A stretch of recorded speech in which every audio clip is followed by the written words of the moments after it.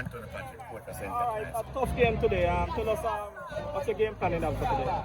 We make it tough. You know, we made it tough. We should have gone very, very early in the game. We missed 2 easy penalty and a 1-on-1.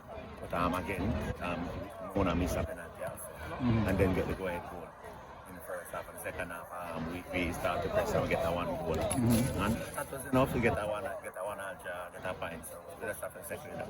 Disappointed with the chance, not taking the chances. You get also a couple of chances through a game of 2 halves. Basically, you play a bit. Yeah, definitely. Performance was very, very flat out. You know, the last game that we played on Saturday against Stars. If we play half like that, yeah, we don't want the game easy.